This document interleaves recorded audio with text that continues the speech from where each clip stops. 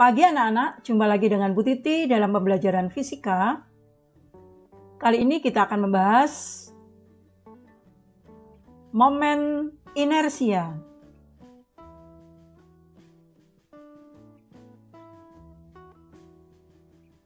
Materi ini untuk anak-anak SMA kelas 11 MIPA. Semoga semuanya dalam keadaan baik dan sehat. Amin. Mari kita mulai.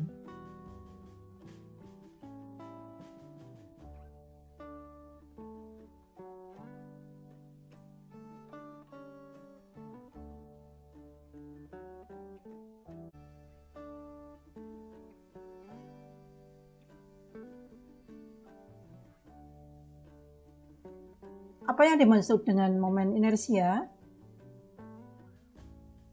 Materi momen inersia ini merupakan lanjutan dari materi bagian yang pertama, yaitu tentang momen gaya.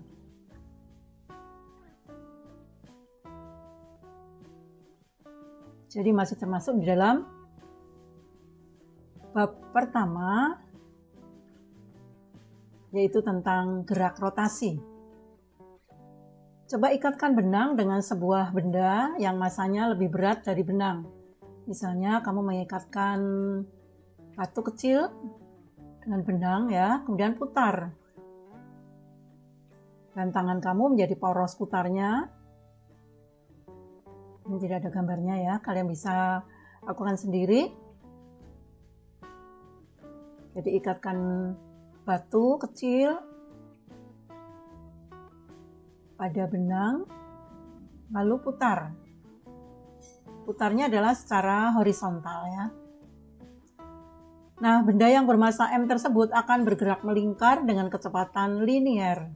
Ya, kita tahu di kelas 10 ada kecepatan linier ya. Pada gerak melingkar itu ada dua kecepatan, kecepatan linier dan kecepatan sudut. Jadi ada kecepatan linier atau V simbolnya dan kecepatan sudut atau omega. Nah, benda yang bergerak melingkar beraturan atau yang bergerak melingkar itu memiliki kecepatan linier dan juga kecepatan sudut.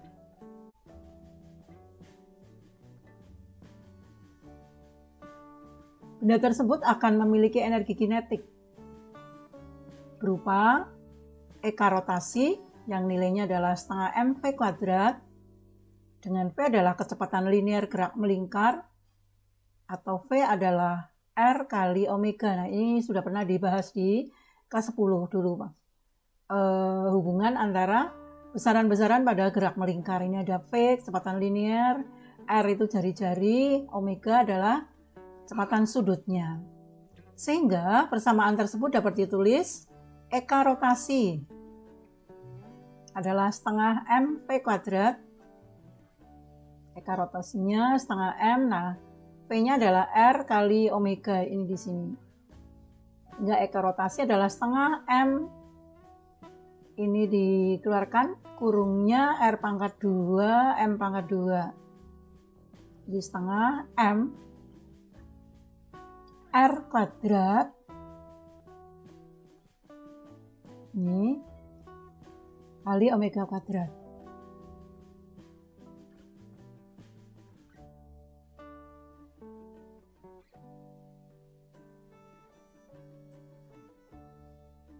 Ya, kita lihat ini ada batang, kemudian ada poros ya, porosnya ini di titik O.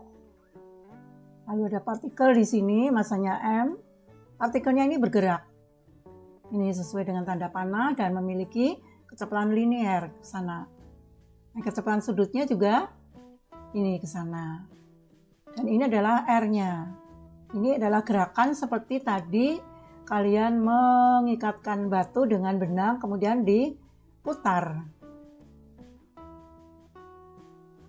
Nah, M kali R kuadrat inilah yang kemudian disebut sebagai momen inersia. Tadi, nah ini. Setengah M R kuadrat, omega kuadrat ini dari sini. Dan awalnya dari kecepatan linier ini. Nah, jadi mr kuadrat inilah yang kemudian disebut sebagai momen inersia.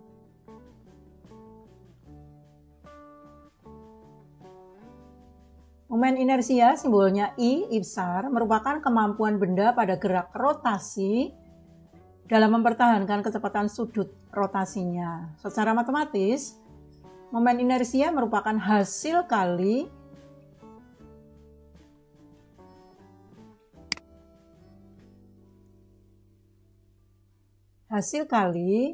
massa M dengan kuadrat jarak. Tegak lurus partikel dari titik poros R kuadrat. Jadi I adalah M kali R kuadrat. Seperti itu. I adalah momen inersia. Kalau kita lihat satuannya, I berarti ini kilogram, ini R itu jarak ya. Berarti meter kuadrat. Kalau begitu satuannya, kalau kita lihat ini adalah kilogram.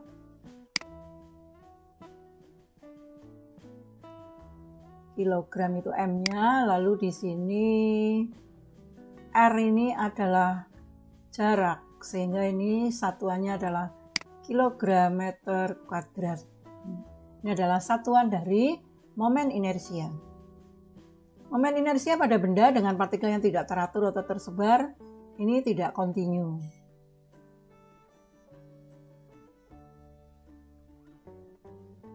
Nah, momen inersia ini bisa dijumlahkan karena besaran skalar, jadi untuk beberapa benda,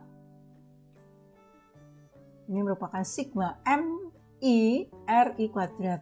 Jadi M1 R1 kuadrat, M2 R2 kuadrat, M3 R3 kuadrat, dan seterusnya. Nah, inilah gambarnya, misalnya ini satu poros rotasinya ini. Lalu ada 3 benda, ada M1, M2, M3 ini ya.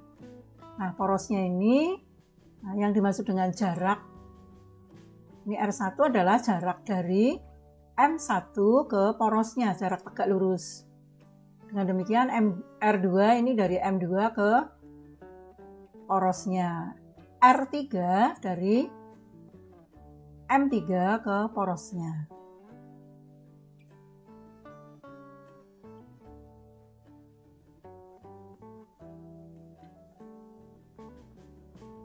Kemudian ada tabelnya adalah momen inersia untuk berbagai benda pada berbagai sumbu rotasi.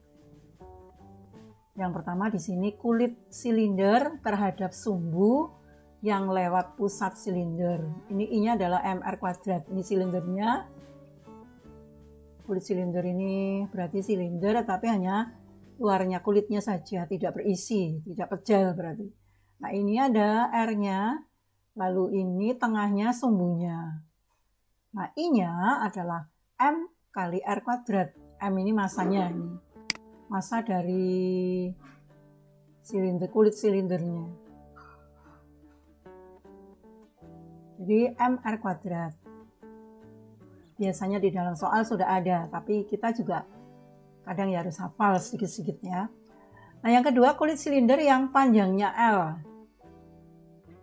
Kulit silinder panjangnya L terhadap diameter yang lewat pusat. Ini. Jadi I-nya adalah setengah mr kuadrat plus 1/12 ml kuadrat. Ini L-nya ya. Kemudian silinder pejal terhadap sumbu. Pejal itu berarti kalau ini tadi kulit, ini ada isinya. Jadi pejal ya. Kalau tadi mr kuadrat, ini setengah mr kuadrat. Ini M-nya ini massanya seluruhnya. Jika diputar pada sumbunya. Seperti itu. Nah, sekarang silinder pejal berjari-jari. Ini J anak-anak ya.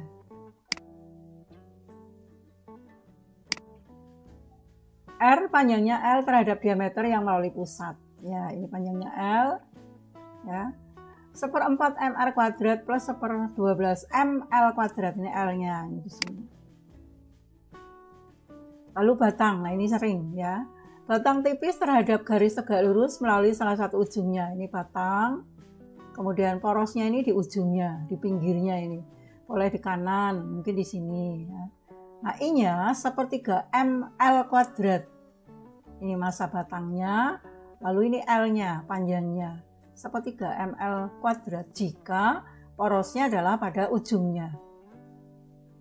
Sekarang kulit bola. Kulit bola tipis berjari-jari R terhadap diameter. Jadi I-nya ini kulit bola. Berarti bola yang hanya rongganya saja ya, tidak di dalamnya.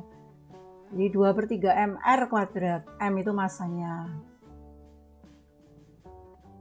Ya, bagian yang ketiga. Ini batang tipis terhadap garis tegak lurus yang melalui pusat. Nah, ini seperti tadi. Kita lihat lagi. Nah, ini batang tipis.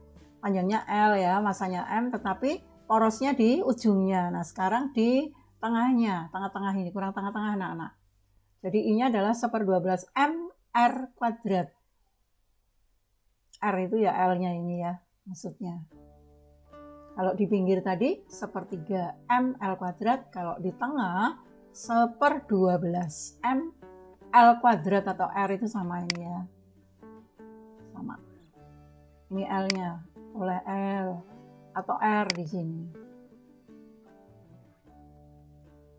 Kemudian lanjutnya adalah balok padat terhadap sumbu yang melalui pusat tegak lurus pada permukaan. Ini balok, lalu tengah-tengahnya ya, tengah-tengahnya. Jadi kayak ditembus dengan sebuah garis ya ini di sini.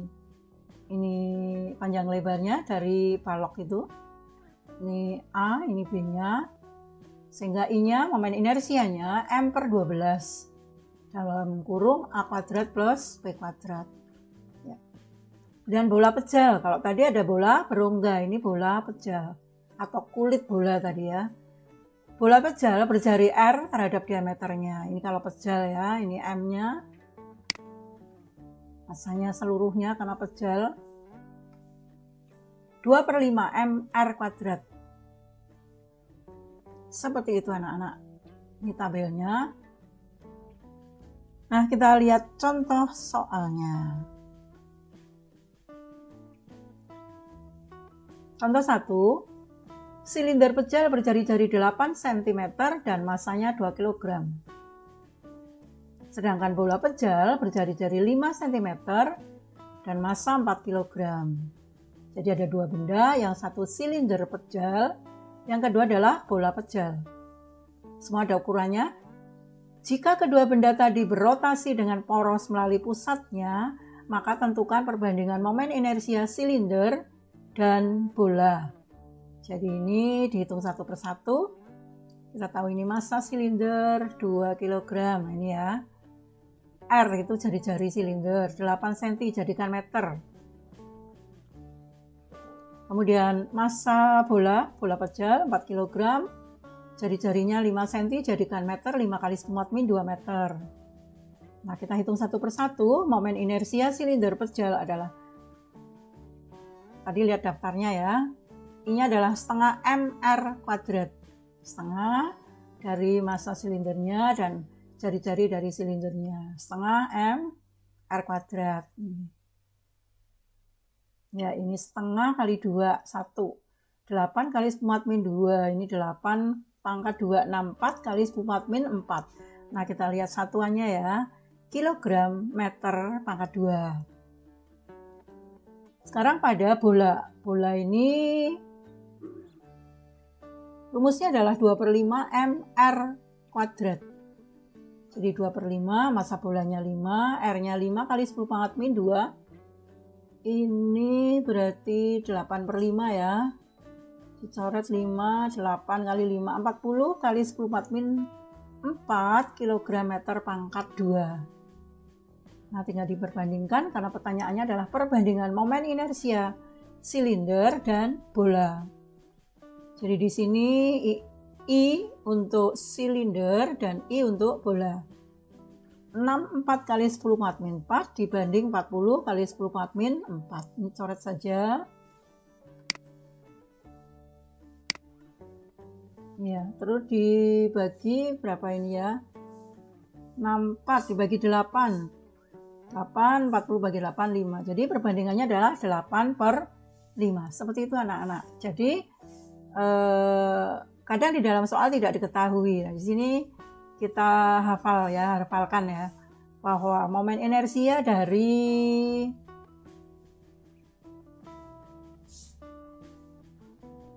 silinder pejal ini setengah mr², sedangkan pada bola pejal 2/5 mr². Kita lanjutkan untuk yang nomor 2. Ini ada gambar benda pada ruang ya. Jadi ada sumbu X, sumbu Y ke kanan, dan sumbu Z ke atas. Lalu ada 4 benda M1, M2 jaraknya 1 meter. Lalu M3 2 kg, M4 2 kg. Pertanyaannya, carilah momen inersia sistem dua benda seperti pada gambar di bawah ini bila diputar terhadap sumbu X. Ya. Jadi sumbu X sebagai sumbu rotasinya. Ini yaitu tidak terpakai anak-anak. Sumbu X, sumbu Y, lalu sumbu yang sejajar sumbu Z berjarak 0,5 meter dari sumbu Z. Kita lihat gambarnya lagi. Nah, seperti ini. Jadi, berapakah momen inersia dari semuanya ini jika diputar pada sumbu ini, sumbu X? Berputarnya ke sana ya. Jadi ini masanya, masa kemudian sumbunya ini. Karena ada 4 berarti nanti ada 4 momen inersia dan dijumlah gitu. Kemudian untuk yang sumbu Y ini ke sana, diputar ke sana ya. Ini juga ada M1, M2, M3 dan M4. Kemudian untuk soal yang C, yang ketiga tadi, ada sebuah garis yang jaraknya setengah meter ini. Setengah meter sejajar dengan sumbu Z. Ini diputarnya ke sana. Bagaimana momen inersianya pada benda 1, 2, 3, dan 4. Seperti itu. Nah, kita lihat penyelesaiannya. Untuk yang A, momen inersia sistem terhadap sumbu X. R1 adalah jarak M1 ke sumbu X, R1-nya 0. R2, M2 ke sumbu X, R1-nya 1 meter. Kita lihat dulu. Nah, ini sumbunya. Nah, kalau M1-nya nempel di sini berarti tidak ada jaraknya, R1-nya 0. Sedangkan ini yang kedua, R2 ini berarti ini kan garisnya ke sana. Garis yang sumbunya ini. Nah, jaraknya ini adalah 1 meter, berarti R2 1 meter. Nah, yang ketiga ini juga 1 meter ya, karena sistemnya sebanding. Sedangkan M4 jaraknya adalah 1 meter juga.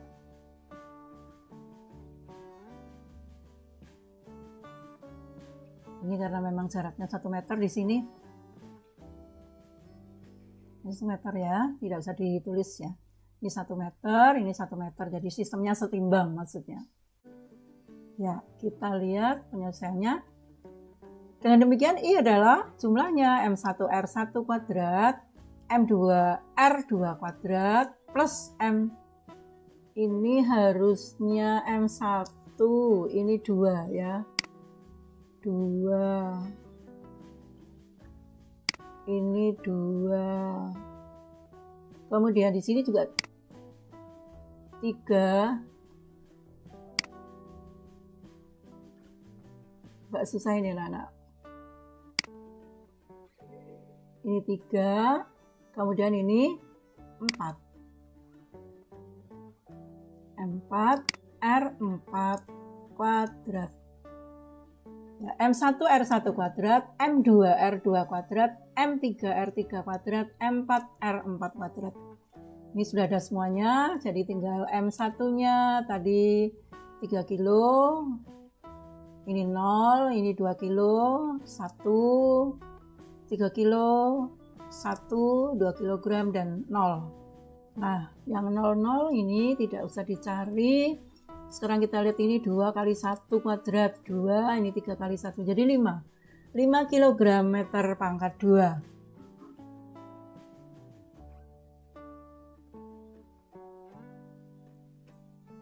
Sekarang untuk yang B, kita lihat.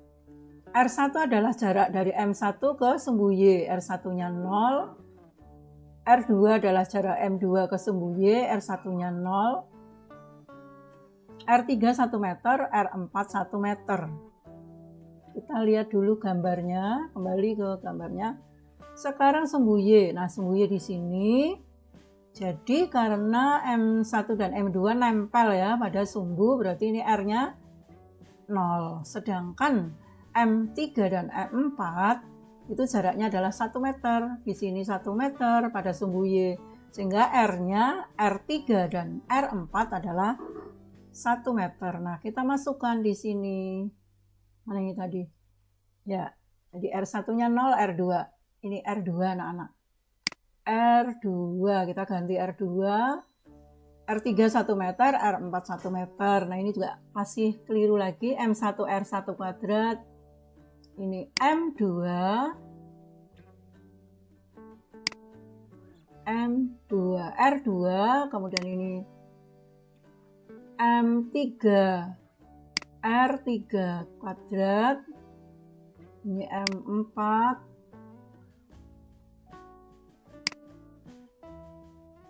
Nah, ini ya. M1 R1 kuadrat plus M2 R2 kuadrat plus M3 R3 kuadrat plus M4 R4 kuadrat. Dengan demikian kita masukkan M1-nya 3, ini 0. M2-nya 2, 0 juga. Nah, ini 3 kg kali 1, 2 kali 1. Jadi 5 kg meter pangkat 2. Untuk yang C, momen inersia terhadap sumbu yang sejajar sumbu Z berjarak 0,5 meter dari sumbu Z seperti pada gambar. Kita lihat dulu. Ya, kita baca dulu. R1 adalah jarak M1 ke sumbu rotasi. R1-nya setengah meter. R2, M2 ke sumbu Y. Sumbu Z tadi ya, sumbu yang dimaksud ya. Sumbu rotasi ini maksudnya, bukan sumbu Y. Setengah meter. R3 setengah, R4 juga setengah. Ya, kita lihat apakah setengah semuanya gambarnya. Ya, ini sumbunya. Jadi garis yang sejajar sumbu Z dan jaraknya adalah setengah. Nah, ada 4 massa ini semuanya jaraknya adalah setengah. Setengah, setengah, ini juga setengah-setengah. Tinggal digabungkan.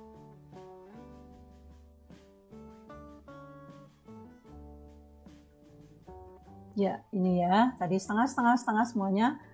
Nah, ini masih salah lagi anak-anak. M1 R1 kuadrat, dari sini perbaiki lagi. 2, lalu R2 kuadrat.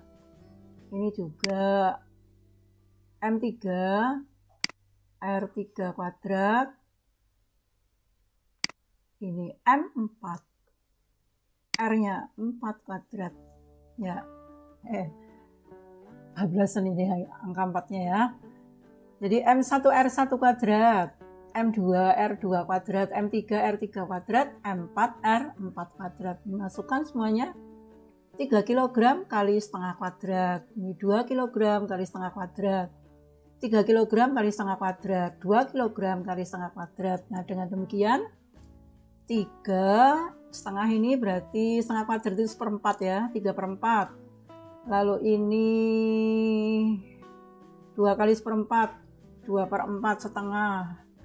Dan ini berapa ini? 3 kali 1/4, 3/4, 2/4. Nah, di jumlah adalah 2,5 kg meter pangkat 2. Nah, inilah jumlah momen inersia pada sumbu yang jaraknya 0,5 meter dari sumbu setnya. Seperti itu anak-anak. Inilah contoh menghitung momen inersia. Nah, di lain kesempatan kita akan membahas tentang contoh-contoh soal momen inersia yang lebih kompleks lagi. Ini baru dasar ya anak-anak. Kita ketahui bahwa momen inersia ini adalah hasil kali massa kali jarak benda terhadap pusat sumbunya ya, sumbu yang dimaksud. Kemudian momen inersia merupakan besaran skalar sehingga tinggal dijumlah. Cara menjumlahnya tinggal M sigma M kali R kuadrat.